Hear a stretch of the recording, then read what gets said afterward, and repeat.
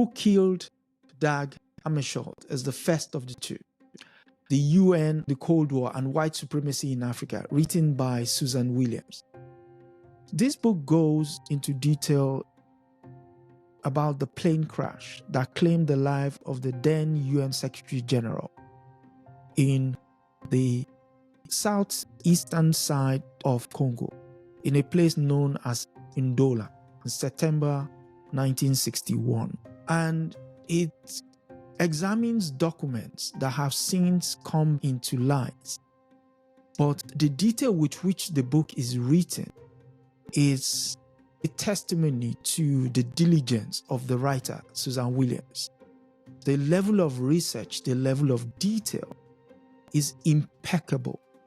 And I must say, so much so that the case, which was previously set aside, has now been reopened. And they are still looking at the possibilities of finding a closure for this particular case. But the problem lies in the fact that so long as the UK, South Africa, and the United States do not open their archives, we might not know what happened on that ill-fated plane crash. But it's important to understand that the UN, having been in Congo now, one of the longest, in fact, the longest serving peacekeeping mission in the world, it's important to draw an understanding as to how that came to be.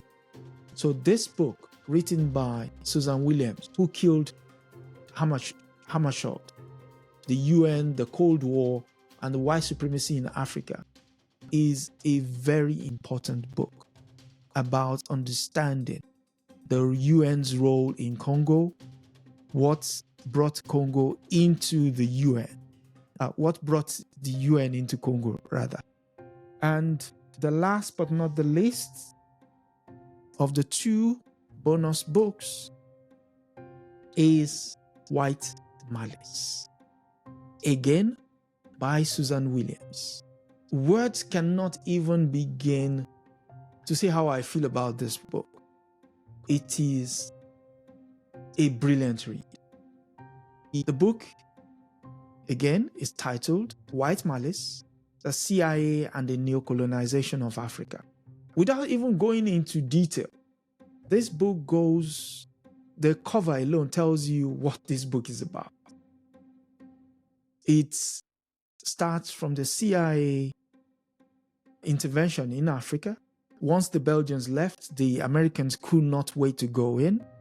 And once they did go in, in fact, the involvement starts from 1958 at the All African People's Congress in Accra, Ghana, where liberation leaders attended a meeting of African peoples at the behest of Kwame Nkrumah.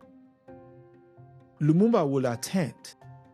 And in fact, Lumumba, because the whole event was organized on the basis of people coming to say what they envisaged to be the part of glory for their African country, caution was thrown to the wind. Everybody was there. Most of the people were not vetted. In fact, it turned out that the person who acted as interpreter for Lumumba might have been, or in fact, it was later proven to be a spy. The Russians were also there. And in fact, it was a brilliant window into understanding how the CIA came into Africa.